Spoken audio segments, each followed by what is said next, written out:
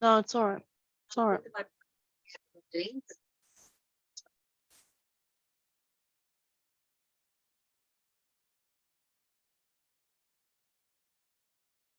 Okay, well, I've just put it all to rent. Yeah, that's fine. Yeah.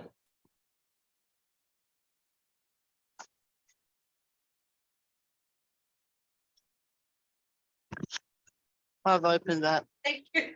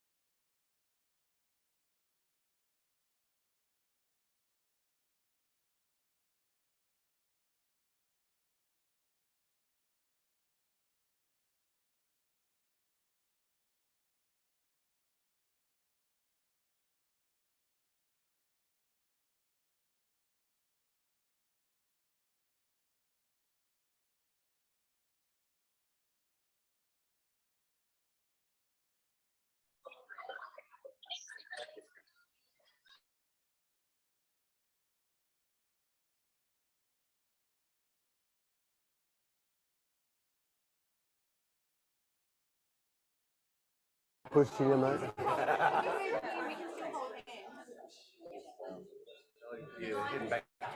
Tonight, yeah, today.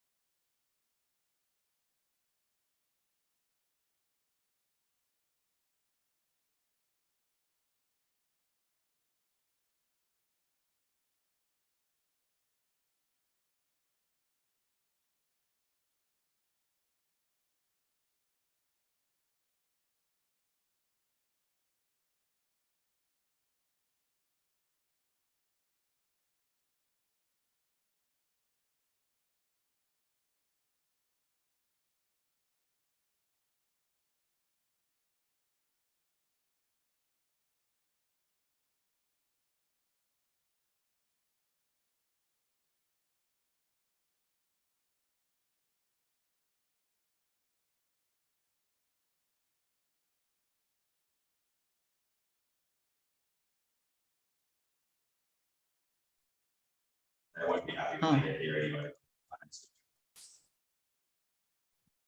So rather than 3 to 7, I'm going to try and up to 6.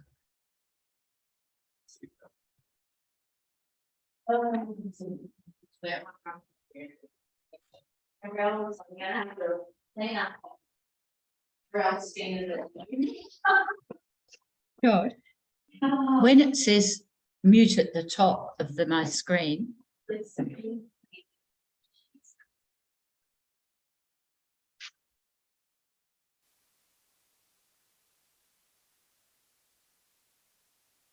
On the Zoom call, guys. Zell, hello. Emily, Sharon, Sarah,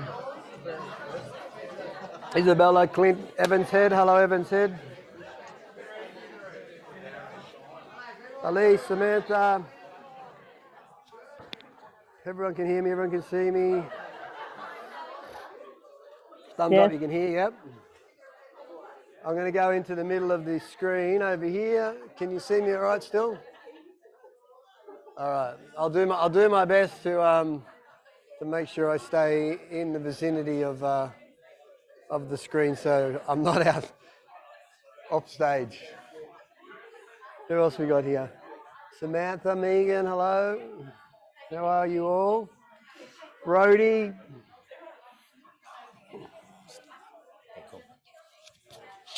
You have a lot of fun today. All right, let's go, eh? All right, you guys. Hey, guys. Remembering you're up there, not here. All right, morning, everyone. Hello, hello, hello. First of all, let's welcome Jet Thank today. you. Last time Jet got up and spoke, he spoke about growth, which was lucky enough to be one of our values. Anyone enjoy last session? Yeah. Hello, Northern Rivers, by the way. Hello, Northern Rivers. So, yeah, welcome. So, what made me think about is our other values that we've got, a part of the business. So, Jet's going to come through and do a 4-part series and go through. They can't hear me. There's a camera out there. It's called technology, Greg. So, the thing called Zoom. Talk louder, Sorry. mate. Talk across the water so they can hear. Oh, Greg Bates, you're a special man. Especially, yeah. All right, so we're going to go right through our values. So we're going to do 4 sessions. So we've done growth. Today's about energy. Done a change. Change. What are we doing? We're doing energy. We've done change. Oh, we done change. Sorry. We're doing energy. Beautiful. All right.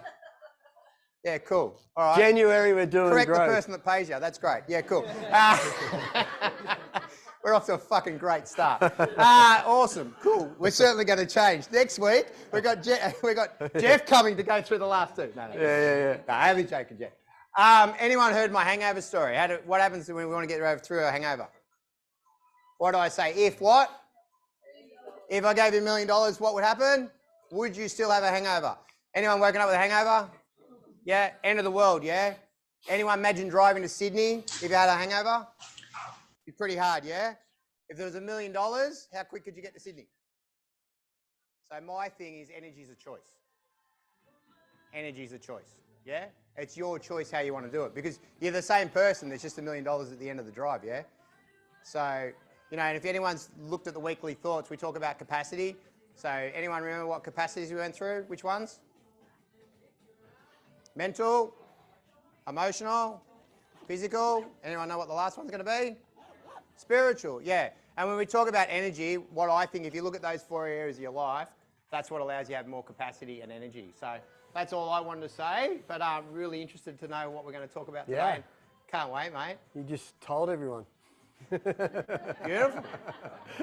Done. Thanks, buddy. Thanks. Give him a round of applause. He goes all right. Mate, I don't care what anyone says about you. I reckon you do all right. How are we doing? Good? Yeah. Good? Oh, that's pretty low. Energy is everything. How are we doing? Great. Hey. All right, I want you to stand up. So we're going to start today. I need 2 volunteers. Yeah, that's one. Need one more? Come on. There we go. Give them a round of applause. Well done.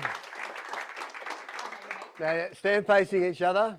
I hope you guys can see on camera down the back there. Now, who's played Giants, Elves and Wizards before? Anyone? Oh, great. So we're going to have a round robin knockout comp to see who the inaugural Giants, Elves and Wizards champion is. And every time I come back, we're going to see who the reigning person can beat the next challenger. So basically, it's like scissors, paper, rock.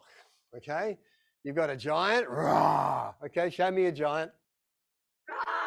Oh, very. Give him a round of applause. That was pretty good. Can you guys see Northern Rivers? Can you see? We're doing the, yep. All right, we got a wizard. A wizard goes, do the wizard. Oh, that's a strong wizard. All right, now do your giant. Do your giant. Both together, do your giant. Bit more energy. Are we getting this on film? Ready for the camera? Bit more energy. Do your wizard. Okay, and then the elf is, you got to crouch down a bit. Do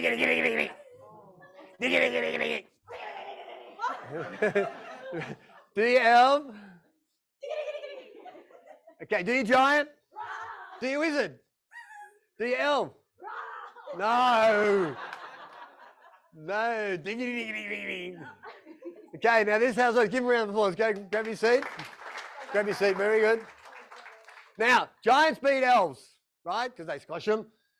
Elves beat wizards because they mess them up. And wizards beat giants because they do spells on them, okay? So what we're going to do is this. You're going to break into pairs now. Go. Nice and quick. Simple. Find someone. Now, this is how you do it. Face your partner. We will do a practice round. Face your partner. And you do this. You go 1, 2, 3. Then you choose which one you're going to be, okay? So you might do giants. 1, 2, 3. Rah! 1, 2, 3. 1, 2, 3. Okay? Have a look. On the count of 3, go. 1, 2, 3, off you go.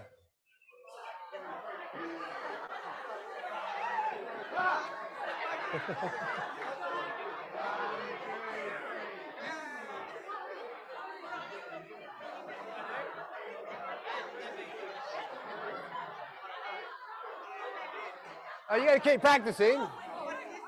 Keep practicing. This one's elf. That's an elf. Right? Practice a few times.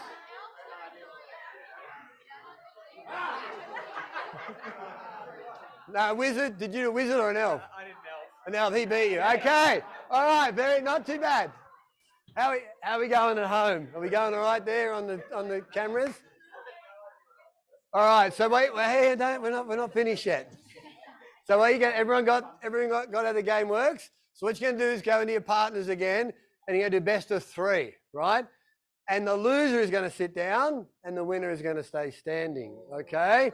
So this is championship round time. Okay, championship round time to find out who is the best Giants, Elves and Wizard player in Elders Lifestyle.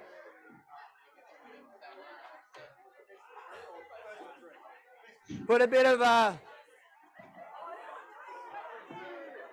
Are you ready? Go.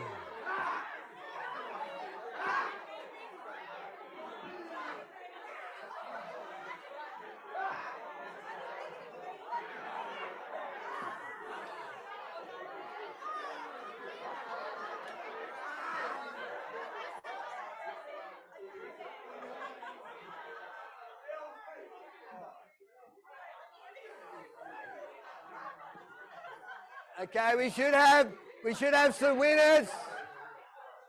We should have some winners still standing. All right. All the winners. We should have some winners still standing. All the winners find another partner. All right.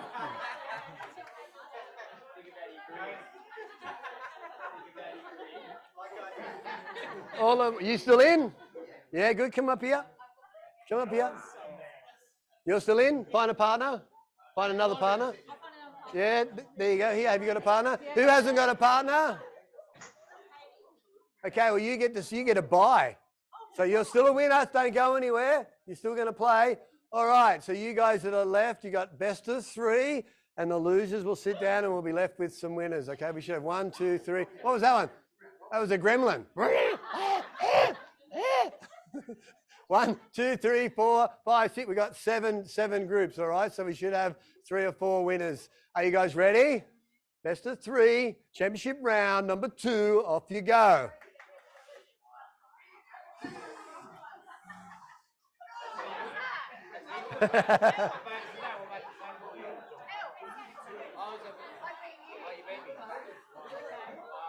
Best of 3.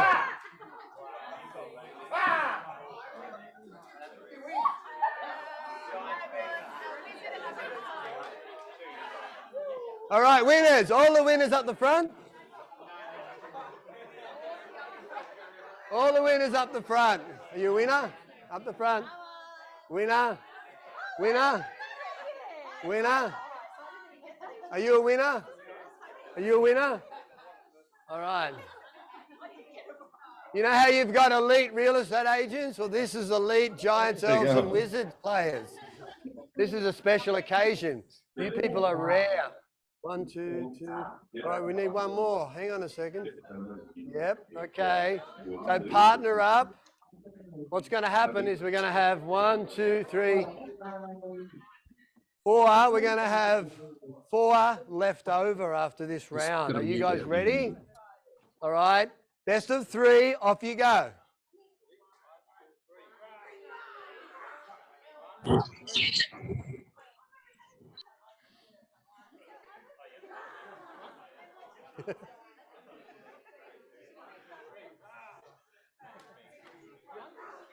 Oh. Oh, there we go. We got a winner.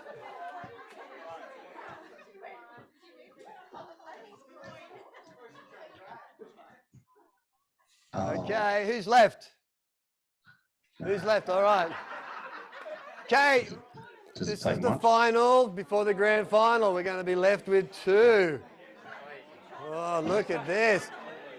Okay, ready? Best of 3. Let's go. Lots of energy, guys. Come on. Yeah, you won. Yeah, that was an elf, wasn't it? Did you do an elf? Yeah, he did an elf. Yeah, elf.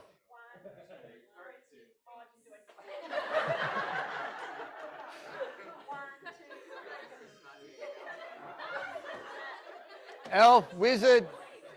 Elf beat wizards. You're up.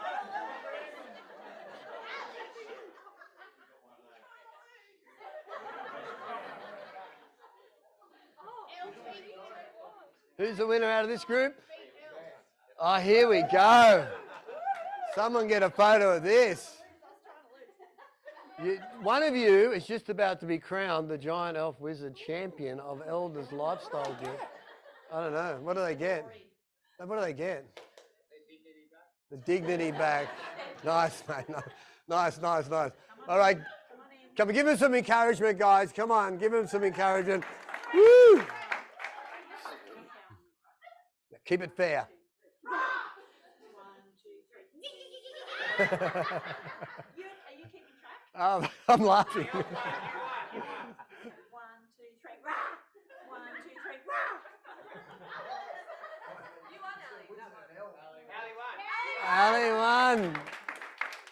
Round of applause. Come on, give him a good round of applause. Hang on. Photo.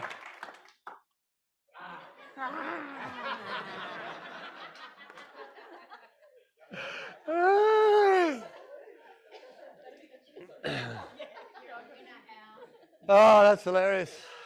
So we will come back in January. You guys get to practice over Christmas with your kids if you got them and your friends and down the pub.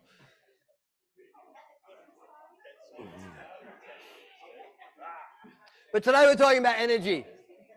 Why is energy important? Why is it important? It brought out the energy in everyone. There's one in every group, isn't there? One, there's just one. There's a couple generally, but there's one special one. One special on the spectrum.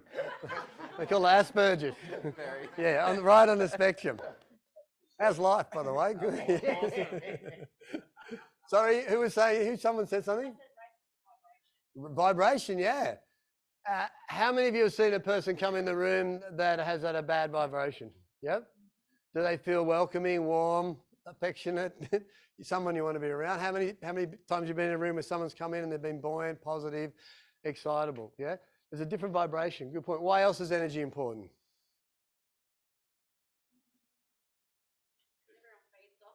Yeah.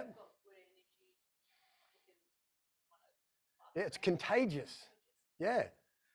Do your vendors and clients want contagious energy or energy that pushes them away? Which one? They want something that brings them closer. I had a guy, John Stack, who worked for Barry Plant, and in his second year he did 1.1 million. And I said to him, I said, John, are you cheating on me? Are you seeing somebody else? Because I couldn't believe how he did it. He was like 25 in an area of people that have been agents for, possibly since the dinosaurs and had massive amounts of market share. And he just went in there and changed the game. And I said, how do you do it? And he goes, mate, every time I sit down, I'm just excited. I'm just happy. I'm just positive. I'm just buoyant. I'm just enthusiastic. And he said, that sets me apart energetically from those people that go in and go, well, I've been here for 45 years and I've sold the record property on John Street and I've done this and I've done that. Because a lot of people that are just in real estate suffer from that imposter syndrome and suffer from, getting out there and being themselves because they think, oh, these people have been here for 10 years. How am I going to compete? Well, you don't compete on skill set, you compete on energy. Yeah, people buy energy every day, every single day of the week. And I like what Dave said, energy is a choice. And so today, I'm just going to throw a lot of stuff at you that I use myself and I teach my clients to stay at a level that is energetic and attractive. Yeah, maybe not aesthetically attractive, but just attractive from a vibration. That was a great word. So let's get, so energy, the definition is ability to do work. And I think it's a force for good or bad. Yeah, if you've got shit energy, that's just bad all day. Yeah, if you've got good energy, and then life's going to smile on you really well.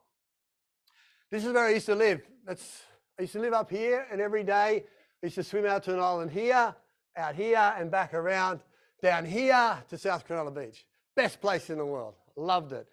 Ocean swimming was one of the best things that I've ever started to do as a fitness thing. But in ocean swimming, this was a New Year's morning, actually, about 5 or 6 years ago, probably 8 years ago now. And in ocean swimming, if you go out too fast at the start, you end up nearly drowning, yeah? Because it's different to pool swimming. There's no currents, there's no chop, there's no fish that scare the shit out of you. And there's a particular way you've got to ocean swim. There's a particular stroke you sort of got to do. Anyone do ocean swimming here or have done ocean swimming? Yeah. So there's a particular way you got to do it. Otherwise you wear yourself out really quickly. And so the same is with energy. There's a particular way you got to do it. Yeah. And if you learn this, you'll be able to turn it on and off like a tap. Yeah. You'll be exhausted and you'll be able to go from exhausted to energetic. You'll be tired, unmotivated, feeling flat, don't want to play anymore, to energetic and unstoppable. You just got to learn how to turn the tap on. You just got to learn how to turn the tap on. That's what we're going to do today. There's 3 sort of areas that I look at: mind, body, and soul. David sort of alluded to that as well. We have energy of the mind, the thoughts, our belief systems, and that is active energy that helps us in this day produce energy. We've got body energy, physiological energy, and there's also emotional energy. Some people would put emotional energy in the mind, but I put it in the physical body, because where do you feel emotions? Do you feel it in your head or do you feel it in your body? Feel it in your body. So it's a physical energy. And then you got your soul energy. That's the energy that makes you feel like, I guess, you're worth something. There's something good about life. You're here for a purpose. There's a reason to roll on. There's something good to get out of bed for. That's also an energy as well. So we're not just talking about one type of physiological energy, fitness, endurance, that type of energy. We're talking about these three today, and they can apply to these three areas. Because if we understand how they work together and we get them aligned, we get them in harmony, we get them congruent, I guarantee your energy levels will go through the roof. Because you won't be just thinking about it from a physiological aspect. You'll be thinking about it through the three key zones that we operate and we live out of. With me? Okay. So here's something to understand from the outset. Who knows the 4 chemicals that run through our body that are the happy chemicals? Well, here they are. Dopamine, serotonin, oxytocin, and endorphins. Pretty much everything we do is driven by these chemicals. Yeah. So dopamine's pleasure and reward. So when you sell a house, how do you feel? Feel excited. Yeah. That's dopamine. When you get home from work and you can't switch off, even though that's a bad thing, right? That's dopamine. Because you're still on, you're still turned up, you're still looking for that next hit. It's like a drug addiction. This is what cocaine does. It takes the dopamine levels and takes them through the roof and through the sky. That's why people get addicted to cocaine, because it's full on a dopamine pleasure and reward system. And that's why people on drugs, it's hard to come down on drugs, because they've got a lack of dopamine. So it's up and then depressed, up and then depressed. There's a lot of ways you can boost dopamine through food and cold showers. But actually, cold showers, 250% boost. Who has cold shower in the morning? Yeah. So plunge baths, all that type of stuff that's really cool now. The studies are showing 250% boost in dopamine. So if you're having a shit day and you're feeling bad, just jump in a cold plunge pool and you'll feel good pretty much straight away. Great experiences, things that you feel good about releases dopamine. So you could assume then, if you got good at turning the dopamine tap on and understanding how to use it in a good way, that would be beneficial for your energy, right? Yeah? When I'm flat and I need a boost, I'm going to think about something that creates a reward. Yeah? I'm going to do something that has a sense of achievement. And it might be something little. It might be picking up my dog's poo in my yard. There's a sense of achievement there. That boosts a little bit of dopamine. So I'm really well rehearsed now in understanding how these chemicals not only flood through my system, but how I can use them for my good and my benefit. Serotonin's a mood stabilizer. You get it from the sun, St. John's wort, meat, eggs, meditation, exercise, and gratefulness. We'll talk a little bit about gratitude down the track. But serotonin's that feel good. And when you're around people and something good's happening, or when you see something on television, there's a charity that's done something amazing, how do you feel? You go, you feel fantastic. When you see a puppy, how do you feel? You feel fantastic. So in that act, in that moment that you've made a decision to engage with something, there's been a transference, a shift in your body chemistry, which has made you feel a different way. Yeah. See, we don't get depressed. We don't get stressed. We don't get anxious. We do stress. We do anxious. We do fear. Yeah. We don't get happy. We don't get excited. We don't get overjoyed. We do excited. And this is where that choice comes in. And if we understand the background of what chemicals flood our body and we start to control those, then we could assume that we could navigate most of our day in a heightened state, yeah? Or as you put it, a higher vibration or a higher frequency. Would that make sense? Would you agree with that? It just takes us having a little bit of a knowledge about it and applying the principles. Oxytocin's the love hormone. This is why people fall in love and fall out of love. This is why people fall in love, get married, spend years together, and then get divorced, primarily because at the front end, the oxytocin was the thing that connected them. Yeah, we liked going out together, and we liked traveling together, and we wanted to have kids, and we wanted to live in a 2-story house, and we wanted to work together, whatever it was that we had, the commonality and the familiarity. But the thing that binds people together is the oxytocin. And when that runs out, what happens to relationships? Who's been in a long-term relationship? Who's in a long-term relationship here? Now, is it as exciting as it was at the start? Do you sometimes roll over and go, what the fuck? I'm only joking, but something happens, and if you don't understand what's happening, then you interpret it as something being wrong. Yeah?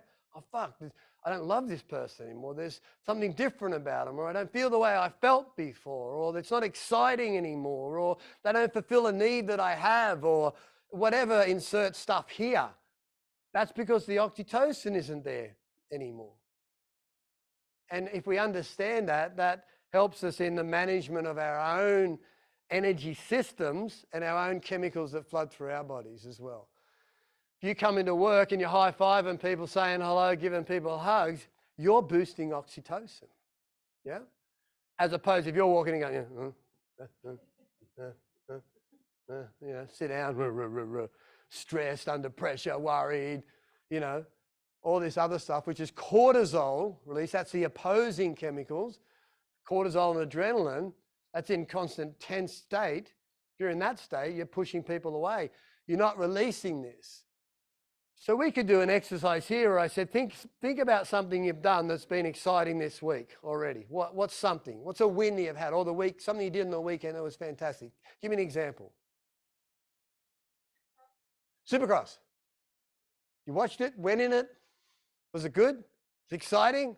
What was exciting about it? Well, you mean the bike, Supercross? Yeah, go run for me. Go on, go run. Go on, go on. Run. So you had a great time, didn't you? Yeah, it was fantastic. Who'd you go with? Your partner. Was it good? Yeah, did he love it too? Did you have a laugh together? A couple of beers? Did he have his wife beater singlet on? No?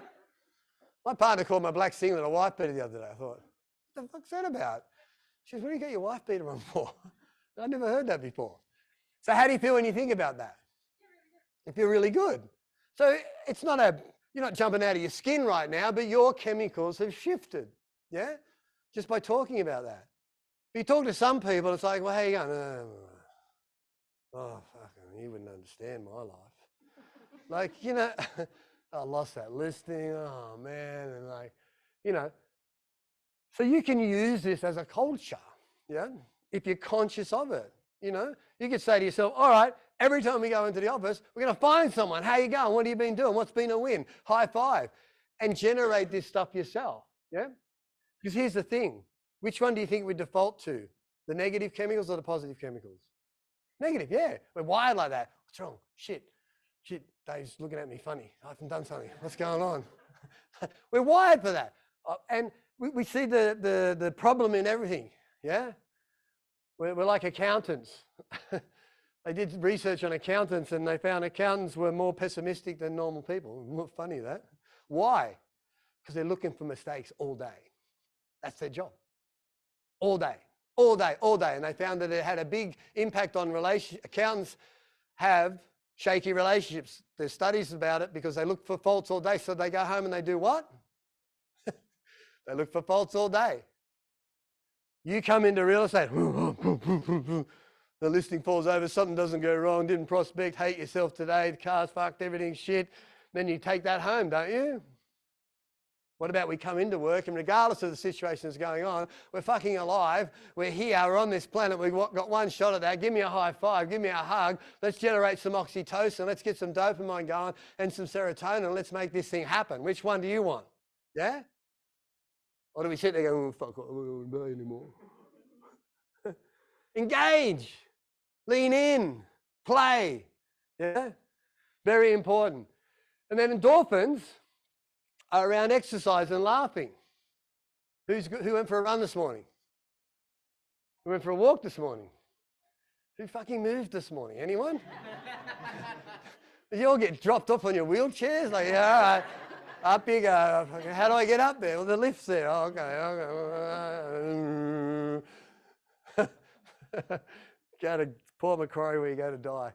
Yeah. Heaven on earth. But if you've ever ran, or you've ever got excited, if your body's got to a heart rate where you're producing endorphins, it feels good. That's why it's called a runner's high. That's why people are addicted to running, because it gives you a high. It makes you feel good. That's an energy. So when I found out about this, I thought, fuck, how long has this been going on? How long has everyone known this? You mean I can manipulate my happiness the way I feel? I can manipulate my energy system. I can call on it when I want to. And it takes a bit of practice and conditioning, because we're wired for negativity. We're wired to look for the mistakes. We're wired to go, oh, poor me, oh, look at life shit. You know, that's what we're wired for. So it takes a bit of practice. But once you get it, you slip into that negativity straight away. You go, oh, hang on, let's shift. And you can shift it. This is a powerful tool, especially in your business.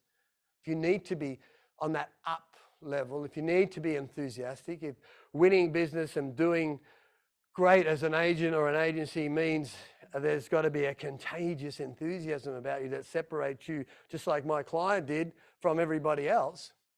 Or you're coming across the same energetic field as the other agents and PMs, and they're just walking in. You're walking in, there's no difference. People buy energy. People buy people every single day of the week. So this is something to start to think about. We're not going to go in depth today. There's a book that I'll recommend at the end of this. It's a free book. Get it online. It takes you through a lot of these energy systems and how you can utilize them and boost your energy, all right? So that's sort of the first step that we need to understand. The second thing is attitude energy. Who's heard Taria Pitt's story? Yeah? Powerful story. Who hasn't heard it? Put your hand up. Only a couple of people. So everyone knows the story. Caught in a fire, thought she'd escape, goes up the side of the mountain, hides behind a rock. I'm safe, everything's fine. Nah, she's fucked. 60+% burns on her body. Took them 4 hours to get in to get her, so she had to wait 4 hours in that state. Then it took them 4 hours to get out. Then they had to get her to hospital. Over 200 operations. And then she's had kids, done triathlons, and just changed the world with her attitude. Now, her energy, for me, is attitude energy. It's what Dave was saying, choice, attitude. There is no excuse, none, for us to be sad asses. There's no excuse, yeah? Unless you're in a grieving space, yeah, where something tragic like that's happened, that's a whole different energy. That's almost sub-spiritual type of impactful energy. But if you're of a sound mind and a normal human like most of us are here, there's no excuse why we don't take responsibility for managing our energy. And Taria Pitt's all about that. She's all about managing her energy. I want to throw a concept out to you to think about. And I think if you get this and shift it and change it, your energy levels across the mind, body, soul is going to go absolutely through the roof. The first energy is victim energy. Now we're talking about attitude energy. And most people go, attitude energy, I know physical energy, yeah? I know that type of energy. I know enthusiasm, but attitude energy? Attitude energy is about a couple of things. And the first one is victim energy. When you're a victim, what sort of energy do you think you have? Yeah, you're negative. It's a dense, heavy energy, yeah? It's what we call poor me energy. Yep. Poor me energy. So as soon as we go into that mode, we click that switch. Yeah. We invite victim energy to come in. If we're going, oh, that didn't sell and this has fallen over and we're having a bit of a pity party, then we're inviting victim energy. Okay.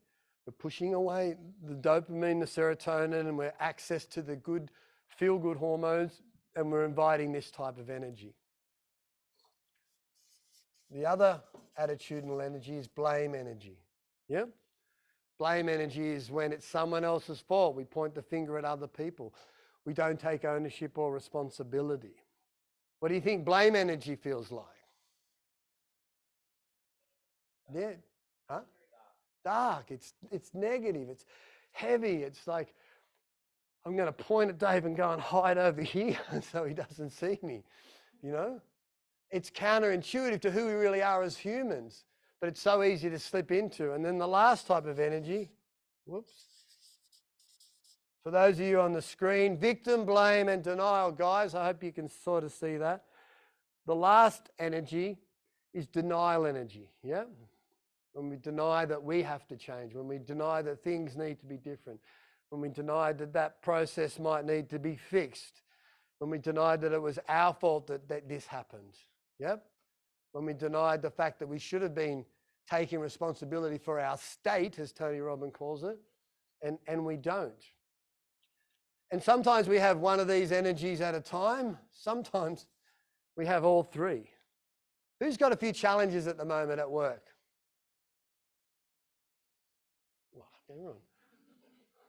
Who wants to be a volunteer?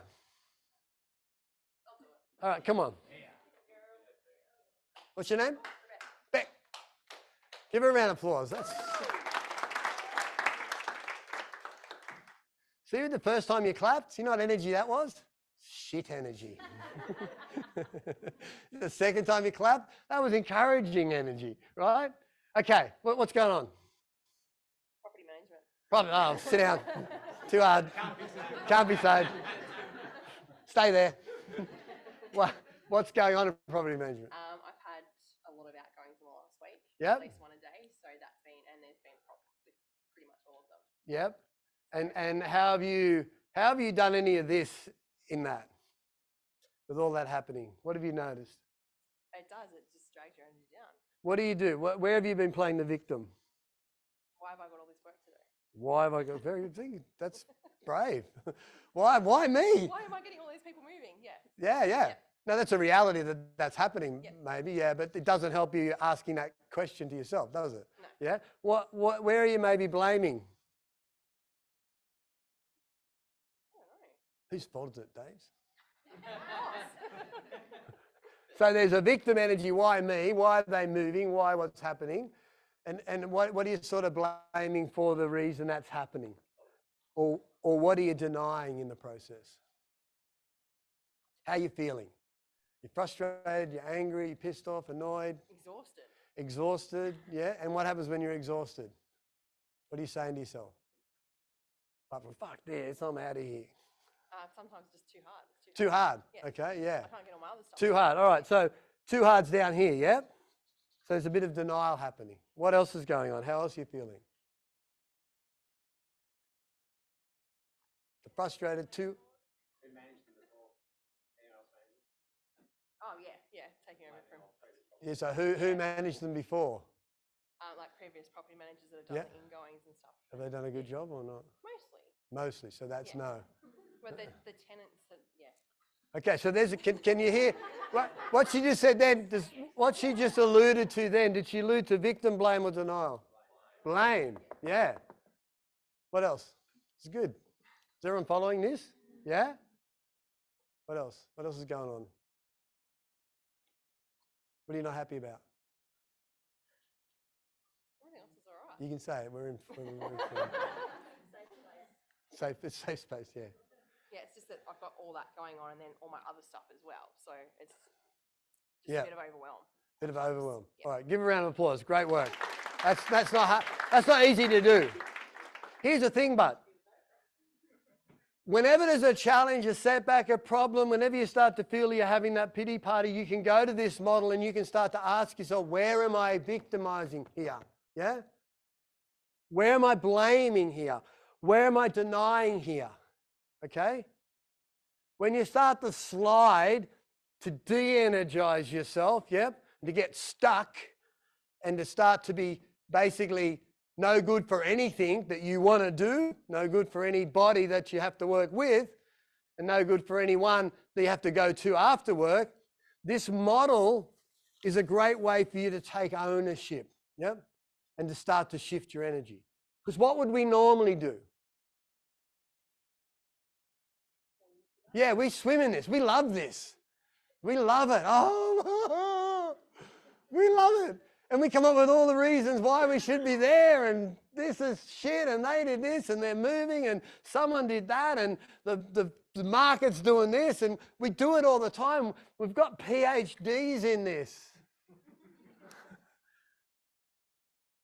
And what needs to happen if we want to shift that energy and learn to do it on tap is to understand that whenever I go negative, whenever I step this way out of my let's say my joy, whenever I step out of my joy, or whenever I'm sort of pushed into this side away from my joy, straight away it's because of this. And if I can identify that as quick as possible, I can jump on it as quick as possible, and I can change it as quick as possible. Yep. I can ask myself, where am I being a victim? Where's poor me? Where am I blaming? Who am I putting responsibility onto? What am I denying that I don't want to own right now? Because the opposite of this that we want to go to is,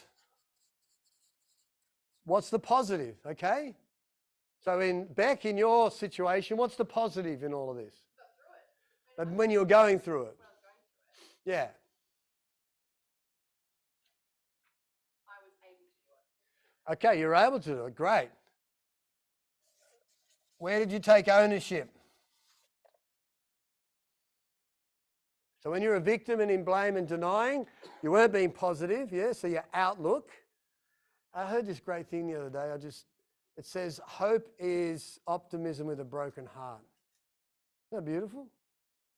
I love that. Sort of got something to do with this, but nothing really. But I just think it's so beautiful. But where did you take ownership? So you became positive. I can get through this. Where did you take ownership?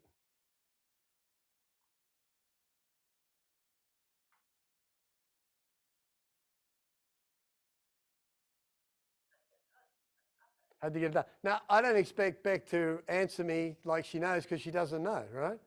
We don't know because we're not taught this stuff, We're just default beings into victim, blame, and denial, and that's how we roll and operate. Till something shifts, we get triggered, something pushes us back into this joy zone, And that's what generally happens. When we get frustrated and pissed off, we might be half an hour, might be a couple of hours, might be a day, might be 2 days, might be a couple of weeks.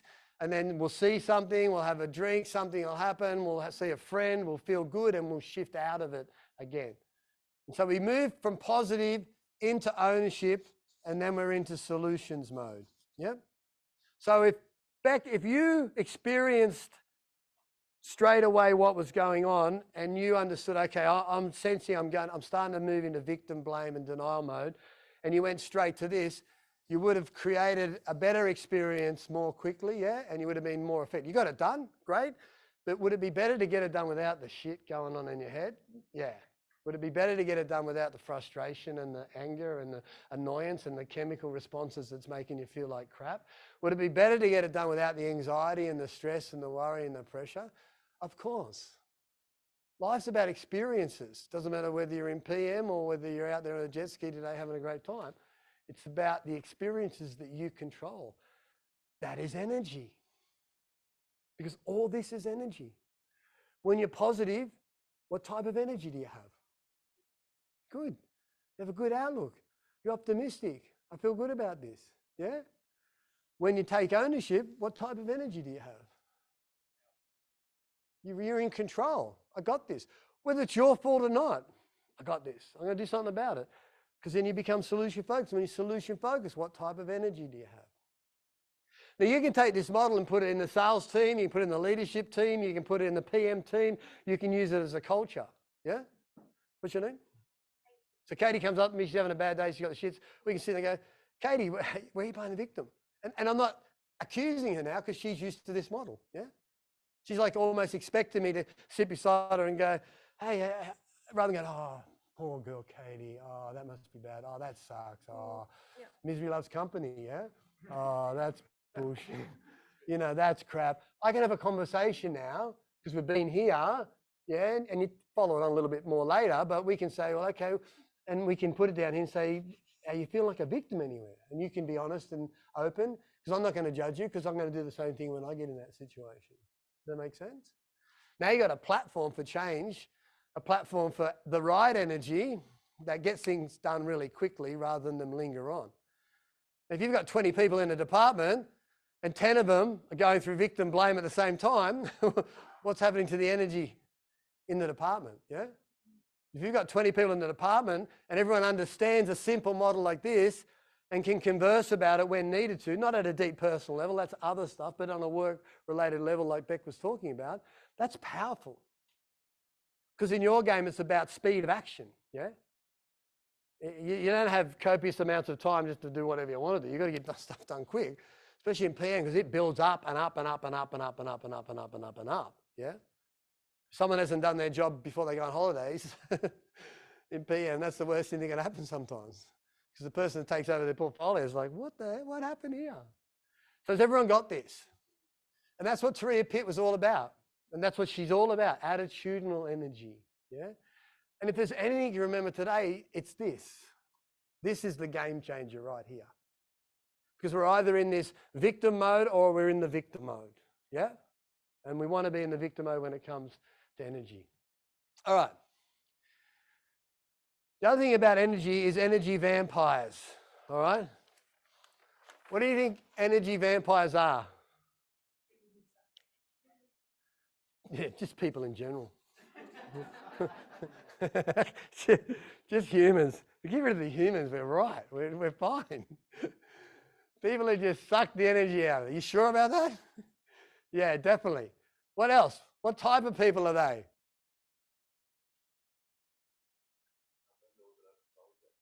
Vendors. Vendors that haven't sold yet. They're toxic, yep. Toxic people. They want to stay in victim land. They want to stay in blame land. They want to stay in denial land. And they want you to come and play with them. Yep. You know those type of people? That's why you get a lot of backbiting and a lot of gossiping and stuff because people just get stuck there. What else are energy vampires? Or what other things are energy vampires you've experienced? What sucks the life out of your energy?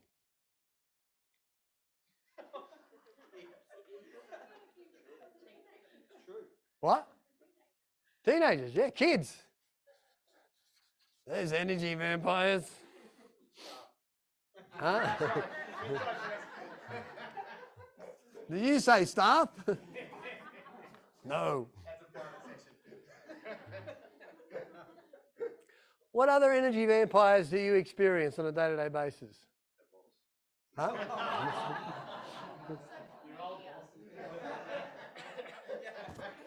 Social media, yeah. Social media is an energy vampire. Why? Because we're looking for dopamine, so we're scrolling through. That's why gambling and social media are the same. That's why people are addicted to social media, yeah? It's the same as gambling because when you're scrolling through, it's firing that part of your brain that's releasing dopamine. That's what happens.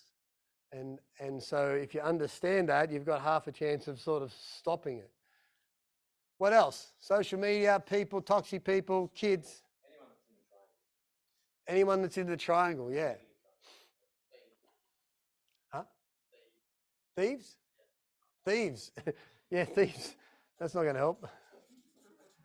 I'll tell you what else is an energy vampire. You not letting go.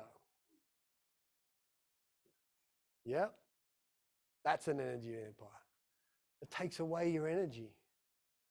It robs you of your energy. I tell you what else is an energy vampire. Us being judgmental. Yeah? Us being critical. Us being attached to outcomes. Us having unrealistic expectations of people. They're all energy vampires as well. So I hope you can see that energy isn't just about the physiology, yeah? It's more about this stuff. It's more about that heavy, depressive type of energy versus the light, beautiful, liberating type of energy. And what we want to do is we want to be aware of what the energy vampires are in our life. TV is an energy vampire. It's watching copious amounts of it all the time. A little bit's good. A lot of good stuff on there. But if you're stuck to a routine of home, sit, watch, sleep, home, sit, watch, sleep, it's just sucking the energy out of you. Why? Because it's not putting anything back. So anything that doesn't put anything back is an energy vampire to an extent, yeah? Victim doesn't put anything back, does it? No. Positiveness puts something back, doesn't it?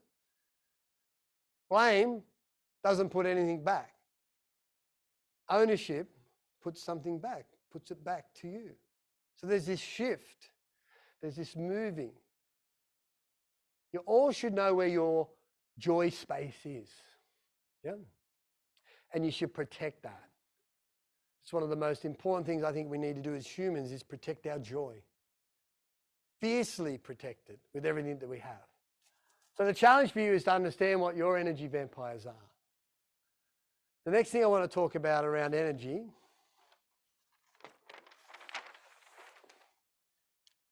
is these two concepts. Fight and flow. Who's done any sort of martial arts, jiu-jitsu, judo? Yeah. So it's a great metaphor for energy. Yeah. When you watch it, it looks like that people are tussling and pushing and pulling and using strength. But when you do it and you experience someone who's really good at it, they're not doing any of that. They're rolling with your energy and they're waiting for leverage to happen so they can tie you up and choke you to death, pretty much. Just stand up for a second. Find a partner really quickly. Stand really close to them.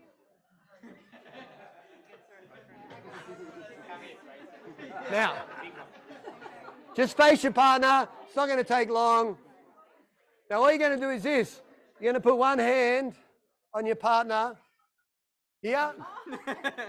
One hand on your partner's shoulder. Yep. One at a time, one person at a time. Yep. And the person who has the hand feeling their shoulder is going to resist. The other person is going to push. Okay? So push and resist. Okay, now what I want you to do is when they push, just turn your body a little bit. So push, other way, other way. Yeah. All right? Change around, do it with the other person. Resist. And then the next one, just move your body. Push against it and move your body. Grab a seat.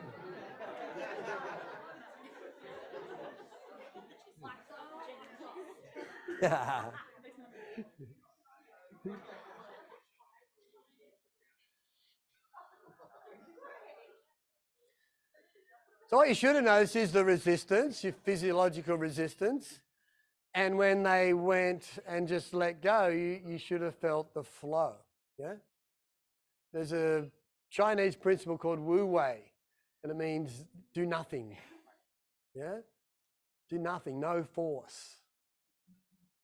And that's an energy. Otherwise, you're in a fight mode, yeah? You're always pushing. You're always sort of tense. Everyone just drop your shoulders.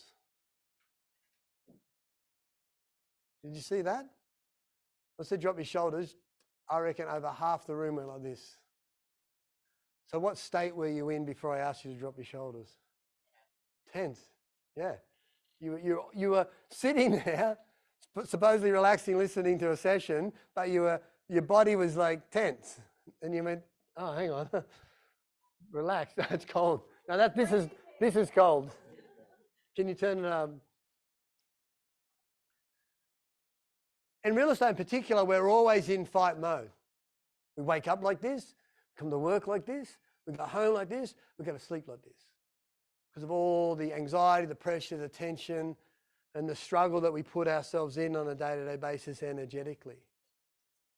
And so what we want to do is we want to learn how to move out of fight mode into that flow mode.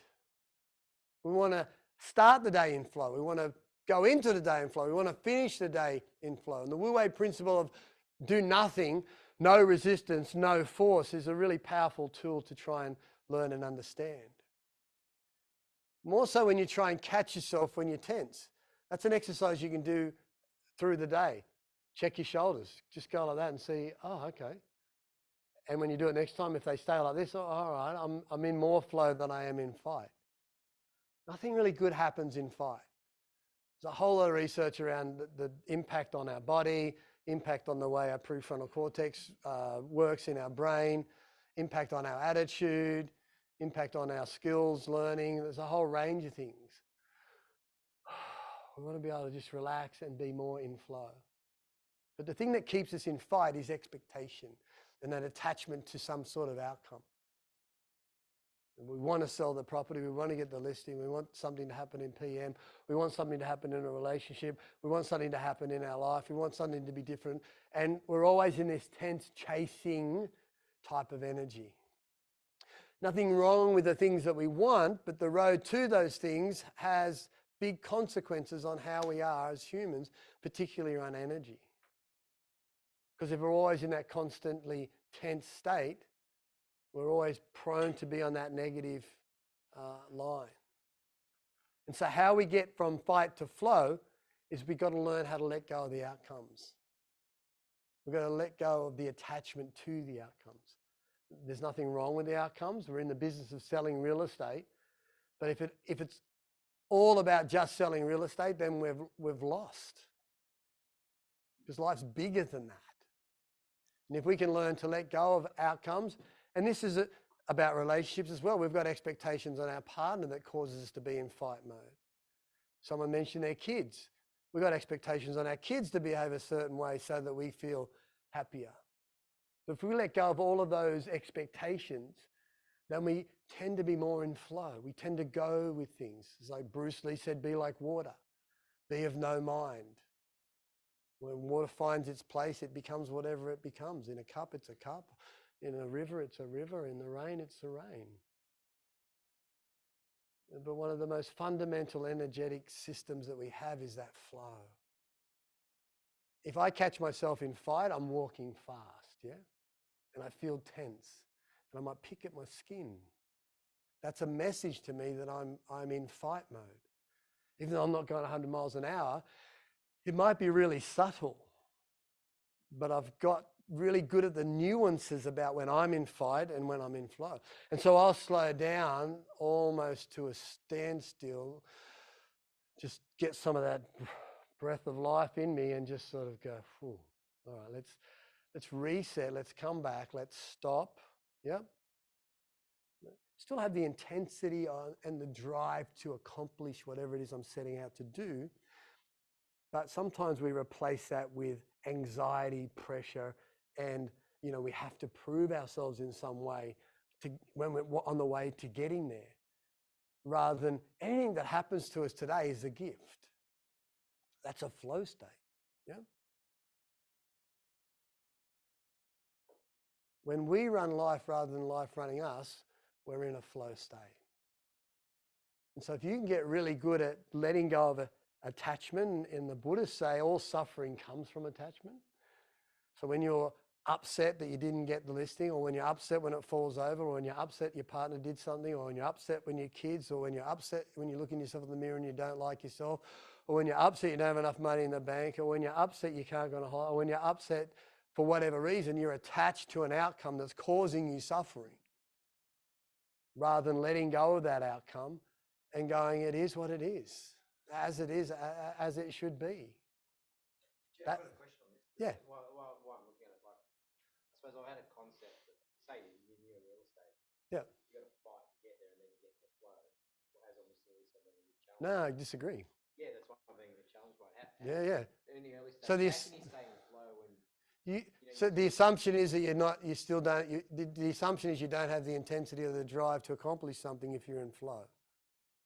Yeah. So the momentum to get into flow? Yeah. No, you can start with flow. Flow's an attitude. Flow's just an energy, yeah?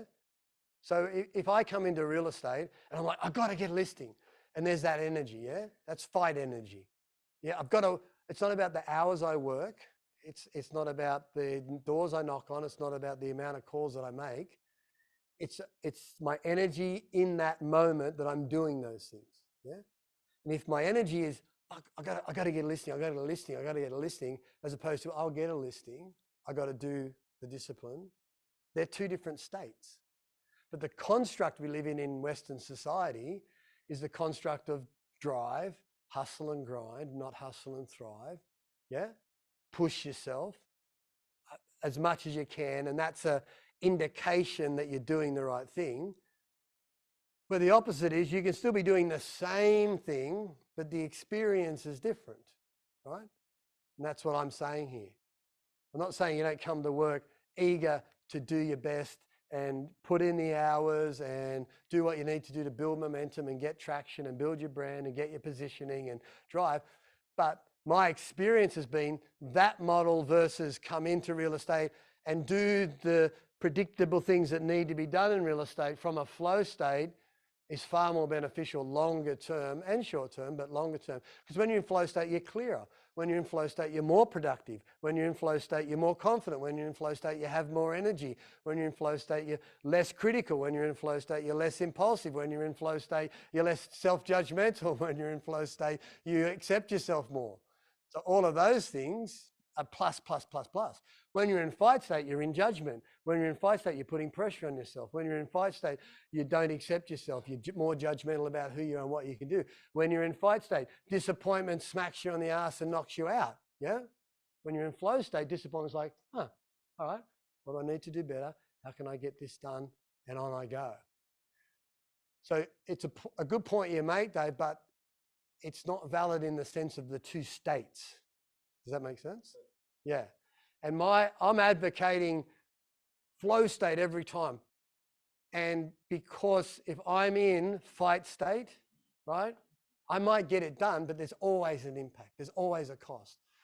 And so we make the assumption without doing it that way, we'll never be successful. But that's not true. It's not true at all. We need to rethink these types of models. And this is why, and having done the research in real estate on wellness well-being for over 6 years, the research is pretty clear that type of model, and it's an old school model, yeah? It's a throwback from the days of more time equals more success. That's not true. It's not true at all. More time doesn't equal more success. It's how smart you are with the time that you have. And there's a book I recommend at the end, the Powerful Engagement, that talks about energy versus time. When are you most productive? Before you go on holidays. Why? Because you do more in less time. What's that about? Yeah? There's an energy management principle going on there. So the challenge is flow state. Yep, flow state. Keep thinking flow state. Keep catching yourself when you're in intense fight state. Yep, because you'll do more in flow state and you'll do it better. The quality will go up. But you'll do it with less angst, frustration, anxiety, stress and pressure and all the things comes with that energy that's keeping you on edge. Make sense? Helpful? All right. Okay. One more thing, we'll have a quick break. So, breathing is part of energy. Yeah? Breathing right now has become, in some quarters, pretty cool. It's like the done thing now. My partner and I were at Coolum Beach the other day doing a sunset liberation where it was breath work, and then everyone had 300 people had headphones on, and we were just dancing on the beach to music, and it started pouring rain. It was just the best experience, but breath work was a big part of that. Why? Because the key energy component out of breath work is the calm. Yeah. Everything's about coming back to center, getting your energy back to controllable modules almost, so that you can then take that step forward. Who does any breath work here? Yep, a couple of people. So there are many forms of breath work, but part of your energy system is that ability to practice your breath work. So what I want you to do is sit up tall, both feet on the floor. And if you haven't done this simple breath work before, it's a great way to bring yourself back to center. Yeah. So when you find yourself in fight, when you find yourself maybe in victim, when you find yourself in blame and in all those energy states, yep, when you're not turning on the tap of the energy systems that we talked about, and you find your shoulders are up and you're in that fight mode, this is the best breath to do to bring you back to center to go forward again. And it's simply a big inhale through the nose And then when you get to as much as you can in your chest, you go a little bit more, and then you, right? So it's, so there's a little bit of hold on the top. Now, I know it's a little bit embarrassing for some of you, but you got to make the noise, okay? You got to expel the air out. So it's, it's not going to work if you don't play. All right? So in your own time, I just want you to go through a few of those, okay? So just do them yourself. I want you to commit to this, guys. Come on. It's not embarrassing. I want you to feel the experience of it. You can utilize this as an energy shifter in 5 minutes. Big breath through the nose.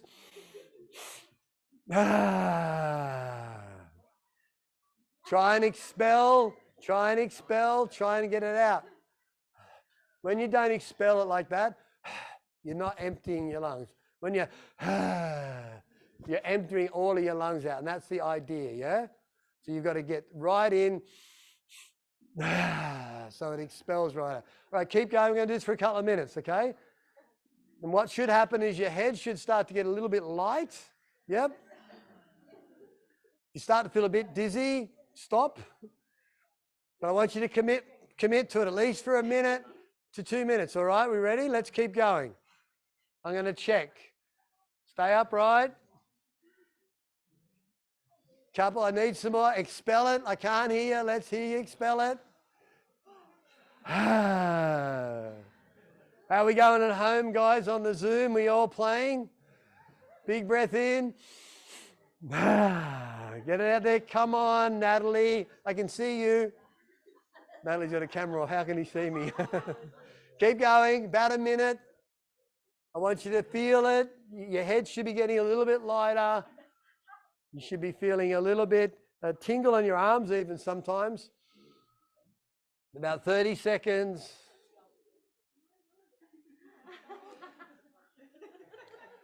I don't think laughing's part of it, but it's good. That's a good energy. I like that anyway.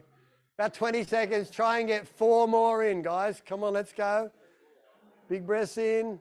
Make sure you get that bit at the end where you go, that little bit at the end. And then, okay. So anyone feel whoever did it properly, anyone feel any different? You should feel a bit lightheaded, yeah? There is an energy shift, and it centers you, yeah? And it's a 2-minute exercise that you can do to bring yourself back to an energetic center, yeah? A starting point, a starting position from where you can move on again. It also blocks out a lot of the victim blame, denial type of energy, and you come back to a new, fresh type of frame of mind, okay? All right, any questions so far? Is this making sense? Yeah, so we've talked about chemicals that we can turn on and off, yeah, and we can utilize. We've talked about the victim blame and denial types of energy and the positive ownership and solution focus type of energy. We've talked a little bit about going out of fight as much as we can and into flow and trying to find that space where we're not in fight and resistance.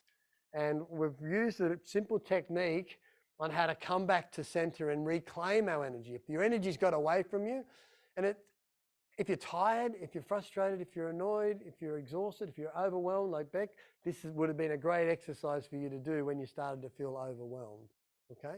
So last thing we're going to do before a quick break is the 3-3-3 method. So everyone stand up. Okay, so there's 3 things we do for about 3 seconds. Now, everyone put your hands on your tummy. Now, most people, when they breathe, and this is a great thing that you can do to check where your energy center is as well. Most people breathe like this, yeah? What you're supposed to be trying to do is breathe through your diaphragm. So when you breathe, you should see your hands go out, yeah? Come back. So everyone try that. So see my tummy? Instead of, everyone got that? So just do a couple of breaths through your diaphragm.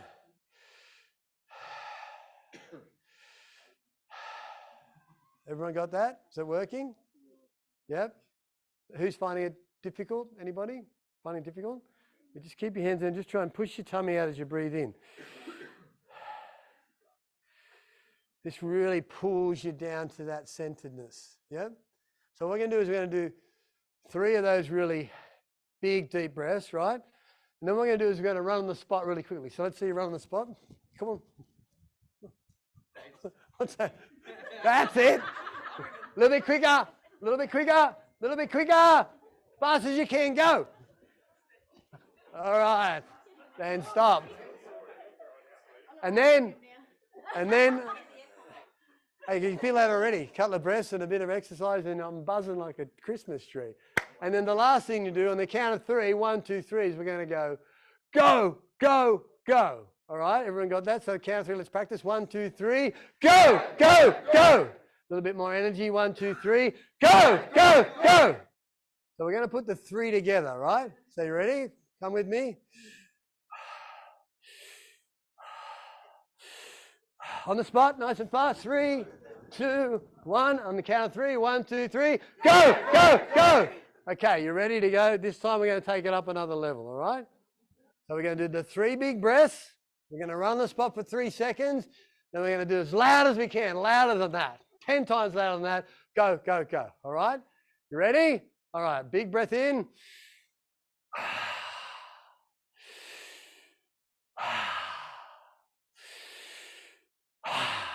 Okay, nice and quick. 1, 2, 3. On the count of 3. 1, 2, 3. Go, go, go. All right, give yourselves a clap. Go to the bathroom, get a drink, do what you got to do for 5 minutes, and we'll come back and keep going. Television land, guys, you good?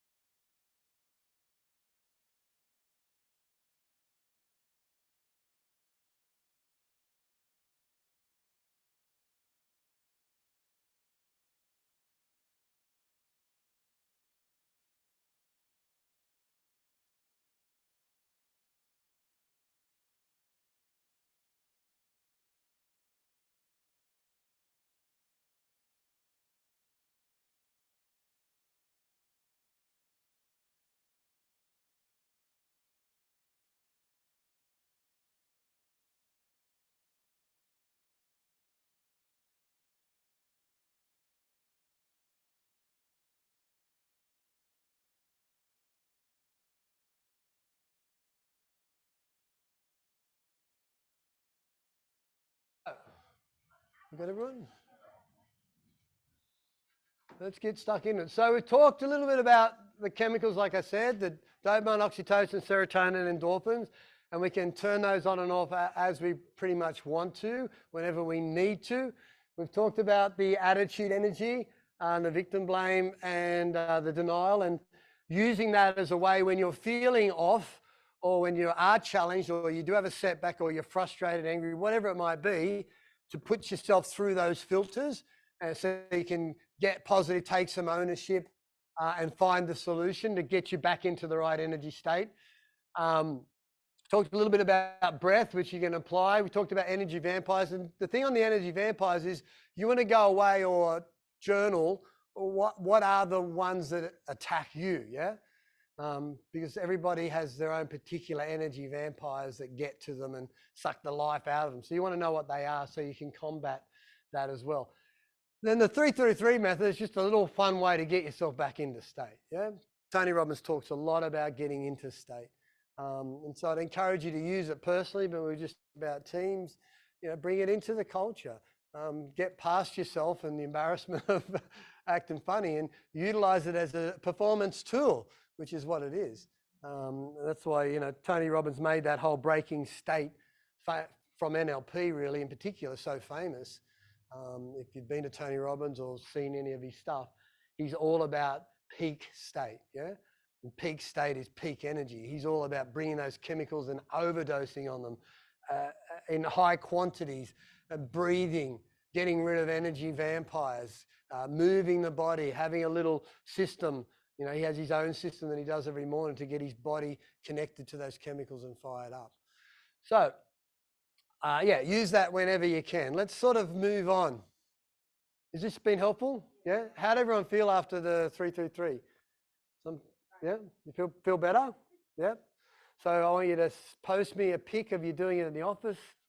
Okay, I want it to become part of policy and procedure. Okay?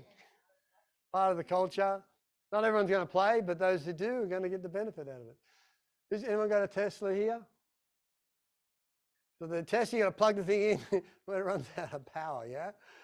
Runs out of energy. Same thing with you. You got to plug yourself into some power. And so this sort of last bit we're going to do is about how can we do that? What are some of the ways we can do that from a, I guess, from a recovery point of view and an energy management point of view. I mean, we've got 5 things that we could finish on now, and you could take those away, and I guarantee revolutionize your energy. Remember, it's in the practice, guys, yeah? It's good to do here, but you got to take this stuff away and apply it. And there's no reason why we shouldn't. So, who meditates? Yep. There's all forms of meditation. There's relaxation meditation. There's kindness meditation. There's vipassana meditation. There's a whole range of different meditations. So I'm going to challenge you for 2 minutes. Okay? Have you got a watch there? I'll get you. What you're going to do is just sit up straight. Don't forget to play at home, Northern Rivers.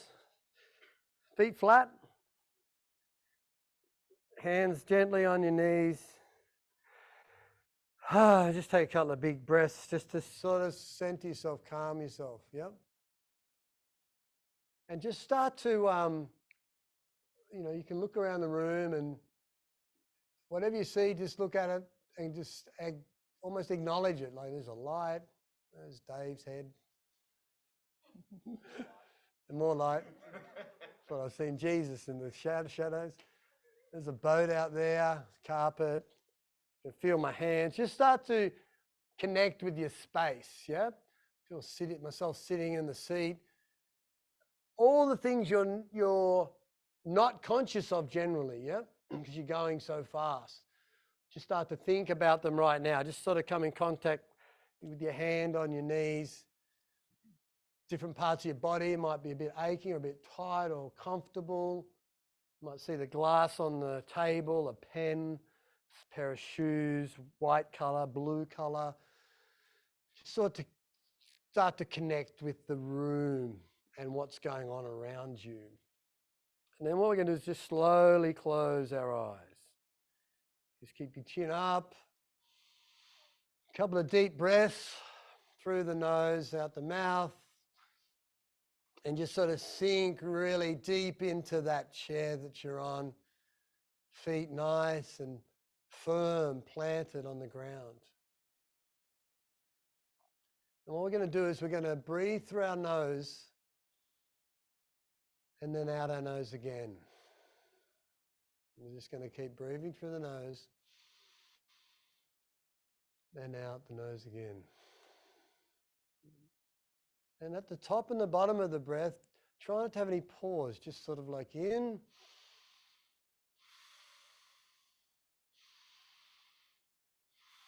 and out. So there's no pause or stop at the bottom, there's no pause or stop at the top. Just start to get into a bit of a rhythm. And as you get your breath under control, all I want you to do is concentrate on your breath passing between the top of your lip and your nostrils. That little area there between the lip and the nostrils. I just want you to start to concentrate on feeling the breath go past that spot on your face. You might feel it strongly, it might be very subtle and just like a feather. But all you have to do in this meditation is just concentrate on that spot and the sensation of your breath passing in over that spot, passing out over that spot. And as you do that, your mind might start to wander, you might go off onto some thought or tangent. All you need to do is bring it back to that spot. As you breathe in and back out. Your sole purpose of this meditation is to focus just on the breath in over that spot and out over that spot. If your mind wanders, that's okay, let it wander. And when you notice that it's wandered off, just come back to the breath again. And it might wander again. You might do that 1,000 times. All you need to do, straight back to the breath between the top of your lips and your nostrils. Just get into a rhythm. We're going to do this for about a minute or so.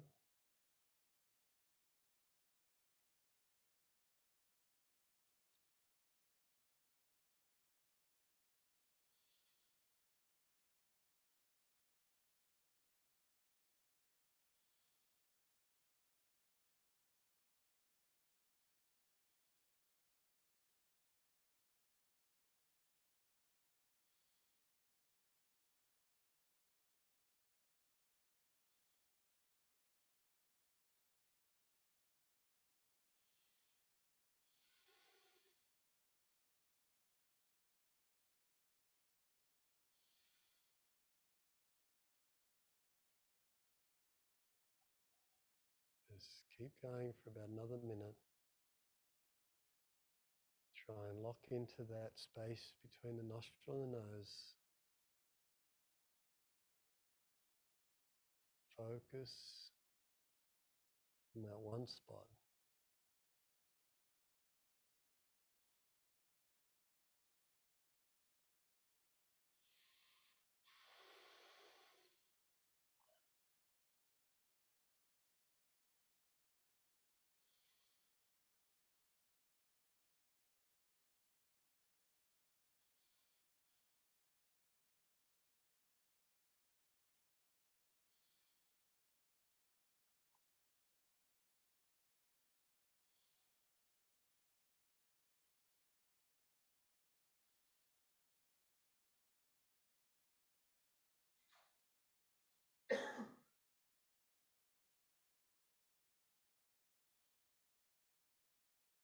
Now, as you're breathing, just slowly start to feel your hands, your toes.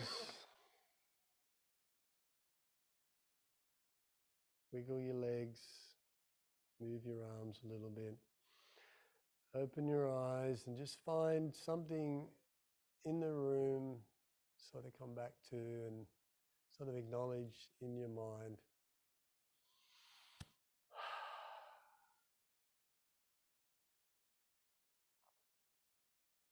Give your hands a bit of a shake. Stretch your legs out. Oh, that was nice. Who enjoyed that? You found it challenging? Yeah. Whose mind was going all over the place? Yeah. Who was a bit uncomfortable by it, had to sort of make themselves? Yeah. I think one of the foundational energy systems that we have is through meditation. It's that energy of not being, almost dissolving. I remember when I did my Vipassana 10-day retreat, and 10 hours of this a day, no talking for 10 days. By the 7th day, you dropped into a really deep space where you physically felt like you dissolved and you were just sort of humming. Sounds a little bit weird, but that's what was the experience, because what had happened for 4 days, all you did was focus on this for 4 days.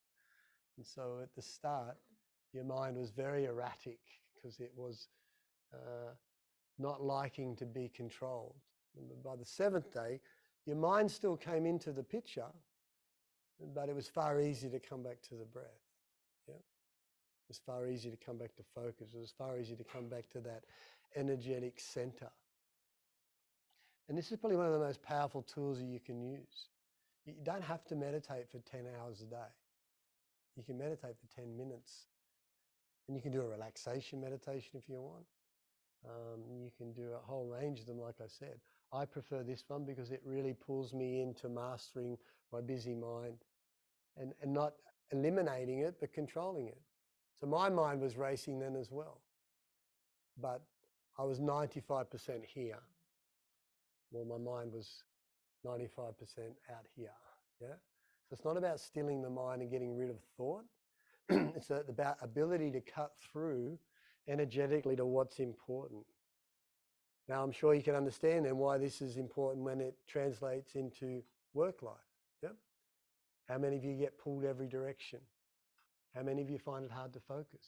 Yep. How many of you overstretch in certain areas? How many of you say yes too much?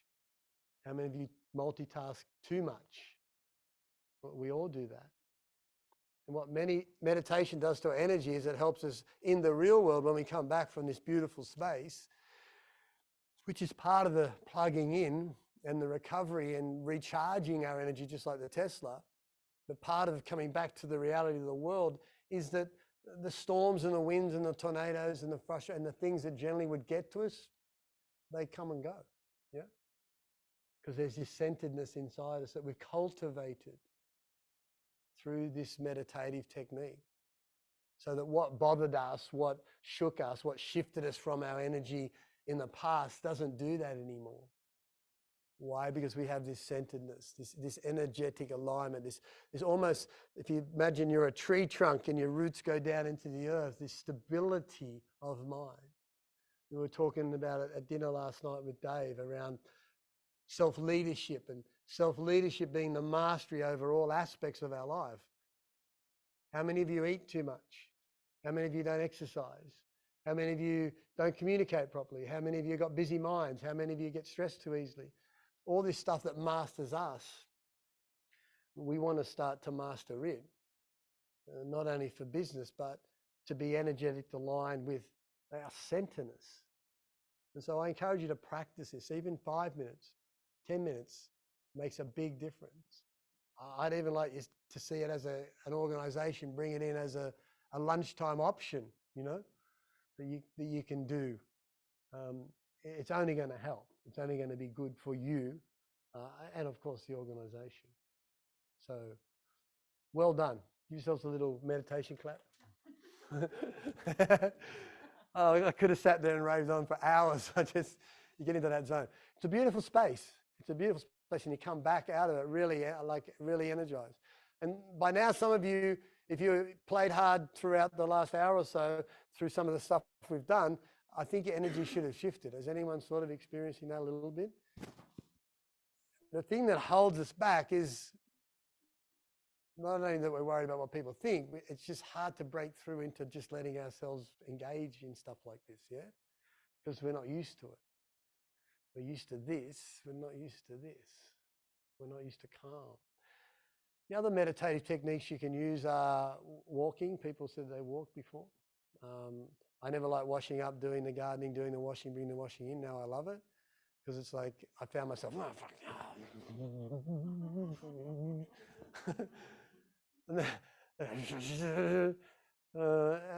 And then it was like, hang on a second, I'm getting this wrong. I'm tense. What's wrong? Why am I feeling like this?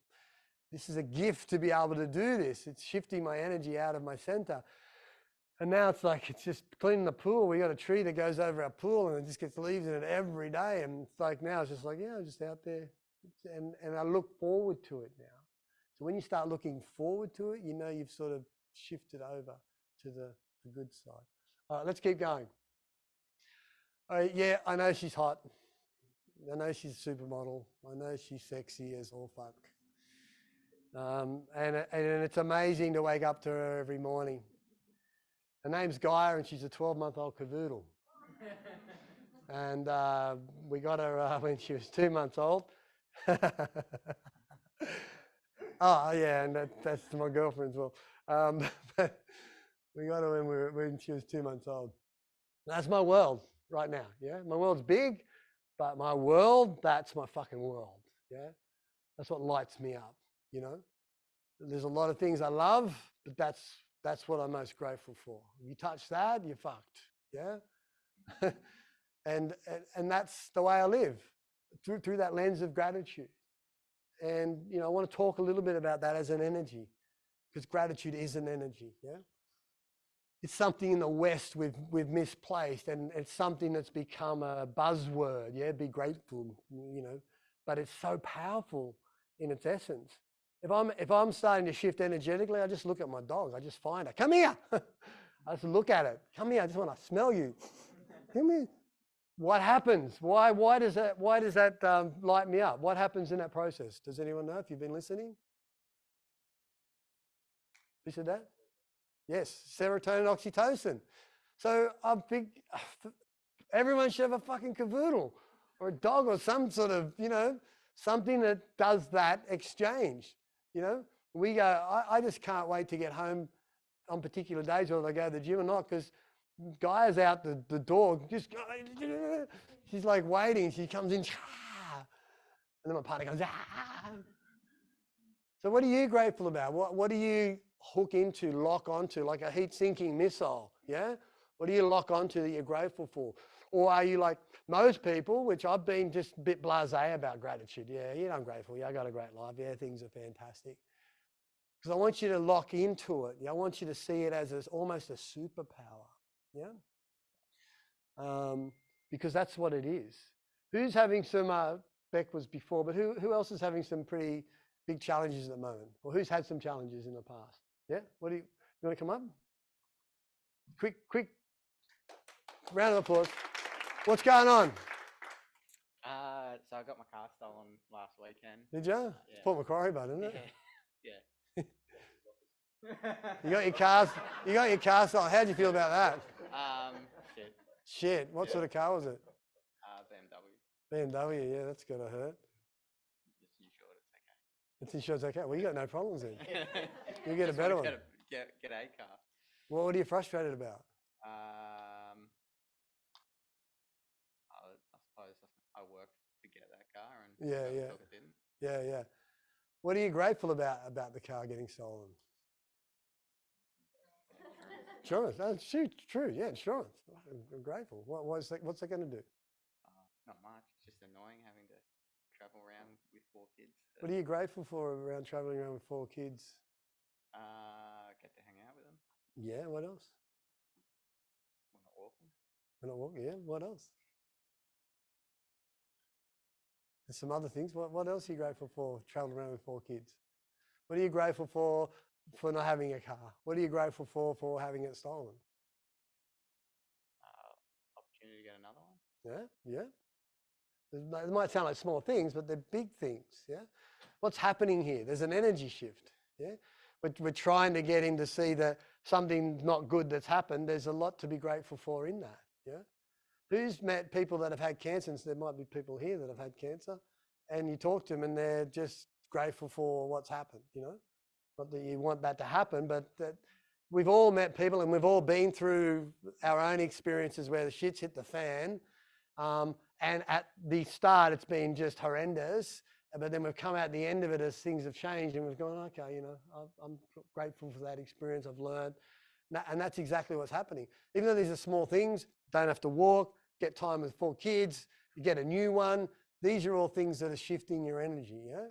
These are all things, that, not you in particular, but these are things that we want to focus on. And that's why gratitude is so powerful as an energy thing. What else do you love in your life at the moment? Tennis. Tennis, yeah? Playing tennis. Yeah. Exercise. Yeah. A big part. Just getting back into the swing of everything. And when you're getting back in the swing of everything and you're playing tennis, how are you thinking about the BMW, or are you thinking about it? Not thinking about it. Not thinking about it. See, you can't be happy and sad at the same time. You know that, yeah? So we got to start choosing to be happy whenever we want to be, yeah? And then building the story around that in that moment for it to come to fruition. Thanks. Give them a round of applause. Clarity around what you're grateful for is powerful, yeah? See, I don't subscribe to the model that you have to go through the trials and tribulations to understand the highs. I used to be very melancholic, write poetry, music that was really sad and, you know, D chords and a whole range of different stuff. And I bought into the whole, you got to understand the lows to get to the highs. I think that's bullshit. We've got a choice, yeah? We make the decision. Where is it anywhere that says we have to experience life like that? Yeah, there are going to be things that challenges. So I'm transitioning through a process where it's not hard. It's a gift. It's not change. It's an opportunity. It's not a challenge. It's something that I get to do. Like that frame of mind is different energy to the frame of mind as it's the same as it always is. And I have to react this way and that's going to have an impact on me and I'm going to be sad. I don't buy into that anymore. It's been a 10-year process of going, hang on a second, where did this message come from? Why do we just send them out of school with this type of thinking? Yeah, that's challenging. This is hard. That's difficult. That'll think that won't work. What about that? It just sets us up to de-energize us, not to empower and energize us. And you could say it's toxic positivity. I don't give a fuck. Like I've got toxic positivity. That's my disease. I'm an unrealistic optimist. And I don't mind being like that. And the thing I've learned about gratitude is out of all the things we've talked about today, it has the most power when it comes to energy. Because as soon as you drop into it, the world dissipates. All your problems, everything you're facing, all the struggles you're going through dissipate. I got a client whose father passed away in England. He had to go over and bury him. And then he found out his mum's got terminal cancer. Like, this guy's broken, absolutely broken. That grief, it's powerful. And I'm trying to help him with strategies for coping, yeah? I can't take his grief away and I wouldn't want to try to do that. I think grief's a whole, like I said, a whole separate sort of entity in itself, a whole different energetic system that we don't totally understand. But I can try and help him with some strategies around coping. And so we've been working together in the last month or so around gratitude. So, okay, well, you're feeling this way about your dad right now and your mum. What can you be grateful for about that? Well, I can, and this has illuminated him. If anything, it's helping sort of propping him up, yeah, and getting him through. And more so, it's helping him make really good decisions about how he interacts with his wife and his kids and his mum and his work that he needs to do. So don't underestimate the power of gratitude when it comes to energy, yeah, and your energy levels. And the simple thing is, like I did, was say, well, you know, what are you grateful for about that? What gratitude do you have about that? And that's a simple question you can ask yourself and practice. Okay. The other thing that creates great energy is visualization, yeah? All right? So I want you to look at this picture. I want you to imagine that's you, okay? You're unstoppable. You're unbeatable. There's nothing in the world that's not going to happen for you. I want you to fixate onto that little superhuman there. That's you. And then once you've fixated on it, once you've said that a couple of times, I want you just to close your eyes. All right? So fix on it. That's me. I'm unstoppable. I'm unbreakable. There's nothing that can beat me. And then just close your eyes. I want you to imagine that you're just walking along a beach right now. Any beach that you want. Sun's out. It's a calm day. It's a slight wind. You can smell the salt air. Feel the sand under your feet. You're in a great mood. Because you're that little superhero. You can do anything. Anything you want. I want you to think about a word as you walk along that beach that describes your superpower. What makes you unique? What makes you special?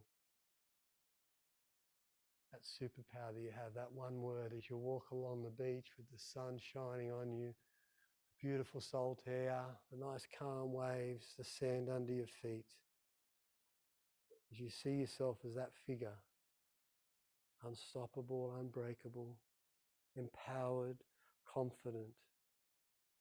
I want you to repeat that word to yourself as you're walking along the beach. Just keep repeating it out loud to yourself in your vision as you walk along to the beach. As you're walking, I want you to slow down and stop. I want you to bend down on the sand. I want you to write that word in the sand. Your word, your superpower word. Write that word in the sand.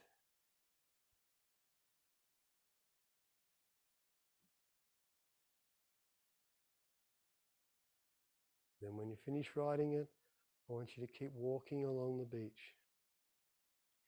And I want you to think about your future and how that word will be enacted in your future, how it will be applied, how it will come out, how you will live that word, how you will show that word, what that word means to your future. I want you to smile. I want you to give thanks for today, the people around you, for your family, the people that you love, for the opportunities that you have. And I want you to come to a standstill, turn and face the beach, put your arms up in the air, look towards the sun, and say, I got this. I got this. I got this. And this is going to be the best day ever.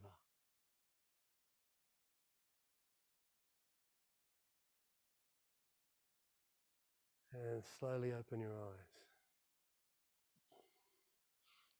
Visualization is a subconscious energy that has incredible power in how we operate as humans and who we are at any given time. It's underutilized. How did you feel doing that simple exercise? Yeah? Who wants to share their word? Yeah? Unstoppable. Who else had a word? Great. Amazing. Who else had a word? Passionate. Compassion. Loyal. Confident. Over here. What? Thrive. Yeah. Up the back. Happy. Yeah. What I want you to do is I want you to go away from today with that word, yeah?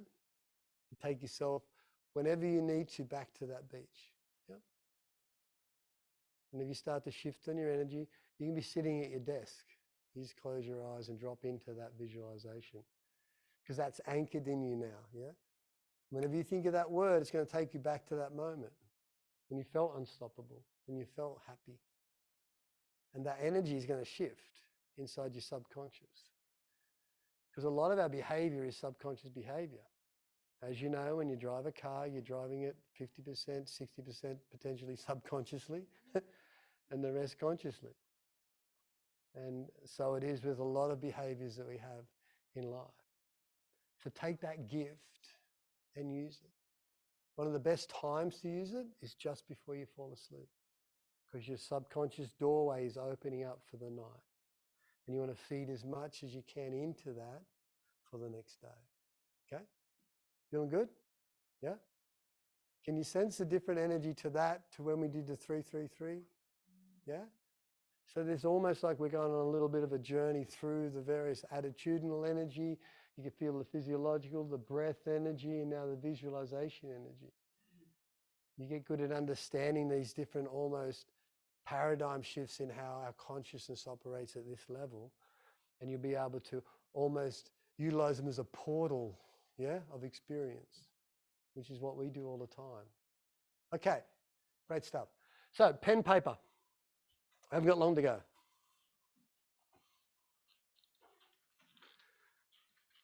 Now, you might have done some of this before, but we're not going to take too long on it. I want you to put at the top, fun list. The other thing about energy is doing things that we love. When we do things we love to do, we take our energy levels up, yep? We take our mental energy level up, our body energy up, our spirit energy up, yep? The three combine into an overload of these chemicals.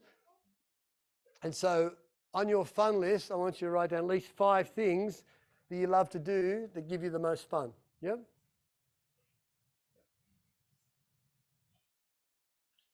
You write 10 if you want, but let's start with 5.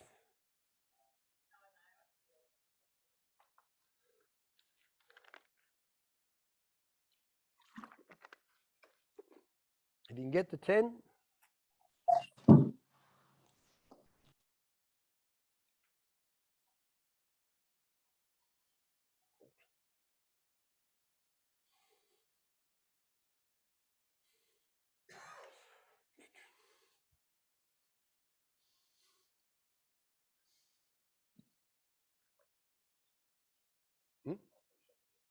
Yeah. We're nearly done. Everyone got 5? Someone yell out their 5 really quickly. Quick, someone.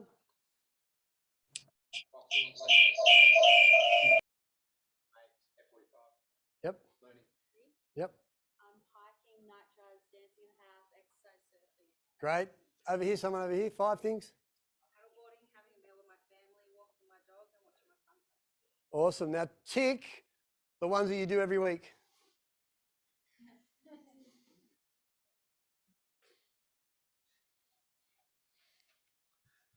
Who ticked all of them? Hands up high. Let me just have a look. A couple of people. Who ticked 3 out of 5? Not too bad. All right. Who ticked under 3? Okay. What's that saying? They're pipe dreams. I wish I could. I hope I can. You want to connect to at least 5 things a week that you love to do that shifts your energy, yeah? When we engage in stuff that lights us up, that we just want to be a part of, doesn't matter what it is, that's an energy shift, yeah? That becomes the normal. Does that make sense? It becomes the body goes, okay, well, this is how we operate. This is what we do. This is the state. And rather than waking up like this, we wake up in a better state. We're more in that flow state. We're more in that happy state. So the challenge is here, is have your fun list operational on a week-to-week basis. And it might change week to week, but make sure you're doing something. Because what's the opposite? If you're not doing that, what are you doing? Well, you're doing the opposite. You're static. You're not fluid. You're stuck almost. Yeah, your energy's bottled up. There's no outlet for it. There's no exchange. There's no reciprocal exchange of energy through what you do. Okay? Yeah. I love that. So that's a challenge for you. And the more I've got a list of 50 things on the back of my door in my office. I don't get 50 done a week, but I keep adding, what do I love to do? What do I love to do? I want my day doing stuff that I love to do. Because there's an energy that's exchanged there, yeah? Now, practicality from work and you know, what you do at home and kids and all that sort of stuff, you say, well, it's a bit restrictive, but it's about you going, okay, well, how can I put this into my life and what I do? You hold the key to the energy exchange. You hold the key to the energy shift. 2 more things, we're done. Okay, I didn't talk a lot about this because you already know this. Eat for fuel, yeah? Not for comfort. Food is a fuel, it's an energy fuel. If you're thinking about endurance and resilience and staying alert and all that sort of stuff, food is critical. Light foods, not too much fat and sugar and all the crap that we eat a lot of the time. So if you're feeling lethargic, if you're feeling de-energized, if you're feeling exhausted, if you don't, have that pep in your step, look at your diet. Diet's critical when it comes to energy. And remember, all of these things we talked about today is about 8 main things. You put them together, can you imagine the energy that you have then? Like, it's not about just 1 or 2 things. It's about, this is a lifestyle change right here and now. So eat like an Olympian, I say, yep. And then have a bit of a splurge when you want to. Don't splurge and then eat like an Olympian when you feel guilty, okay? 2 different things. Be a bit deliberate in the way you eat. Understand it's fuel. You're just giving your body fuel. That's really important. And move, yeah? I've got 3 principles: move, lift, stretch, yeah? That's my conscious application of health and fitness. Move, lift, stretch. If I'm moving every day, if I'm lifting shit and putting it there, and if I'm stretching, then I'm utilizing my energy reserves around my body, yeah? Most people, when they get older, end up here, yeah? Because they haven't moved, lifted, or stretched earlier on and kept their muscle mass not getting bigger, but consistently active, yeah? Consistently challenged, consistently conditioned. And energy comes from muscle. Energy comes from a heart-lung capacity. And so it's very important that we protect that. So if you're not exercising enough, you need to exercise enough. That not only does it go back to endorphin energy as well, but it goes back to active application of what you're doing as well. All right. Okay, so 2 books. Matt Church, Balance Your Body Chemistry and Feel Uplifted. It's a free book. You go to mattchurch.com and you can download it there. He talks more in detail about the energy systems that I sort of brushed over. And he goes a little bit more deeper into serotonin seekers and adrenaline junkies, yeah, which is, great examples of a lot of us in real estate. We're adrenaline junkies. And so he talks about the impacts of that and how to shift that. But that's an incredible book for free. And then this is really an older book, but it's Powerful Engagement. Managing energy, not time, is the key to high performance. We're sort of still stuck in the construct of managing time when we want to look at how can we manage energy more effectively. Okay, any questions before I hand over to Dave to finish up? We're all good? Did you put your hand, have you got something out of today? Something practical you can use, apply? Yep. All right. So I'm going to look forward to hearing about all the changes that have been made and how you've been able to control your energy and make it work for you. Thank you. Thank you guys from Northern Rivers. Thanks, Sarah, Emily. Awesome. Just a quick thought. I think for one of your next sessions, we might actually do it in the Northern Rivers. We'll get this in video because you're up that way anyway, so yeah, that wherever makes sense. So the Northern Rivers gang, we'll try and get it up there.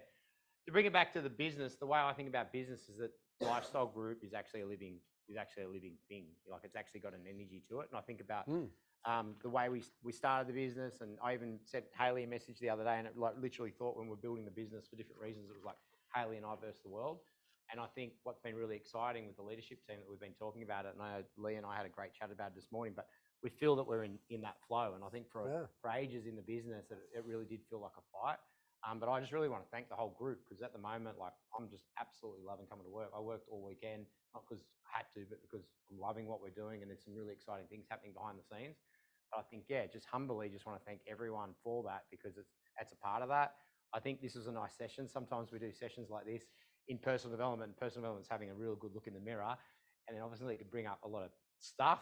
I think today was a really nice session that, sure, we looked at a bit of stuff, but was very quite positive when we think about energy, and they're just little changes. We don't have to look really into our dark souls or some stuff that we might have done in the past. This is a much lighter and more positive session. So once again, guys, I want to thank you, a part of that email that I sent out on the weekend about lifestyle group and the words we're building on, like the lifestyle group, that just came up. I mean, I like it, but we're working on that actual brand piece. So we've got Jeff Cowan looking at that. As some of you might know, some of you might not, Lee's working on a merchandise range and a product range with Lifestyle Group. So what we're really looking is not just at like me talking about it now, but actually building that and giving it more depth and more feeling to it and be a part of it. So yeah, I feel pretty blessed. So thank you guys. And yeah, thanks very much. Cheers, buddy. Yeah, we'll do it up there next session or one of the sessions.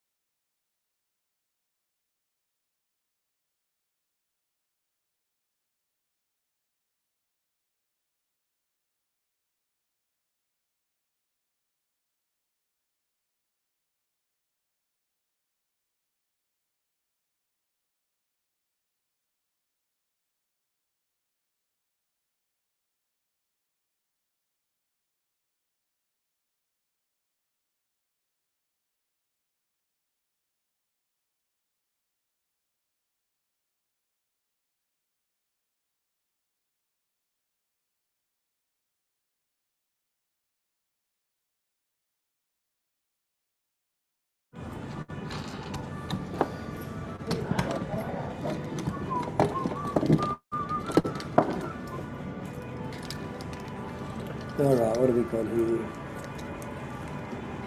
We are good to go.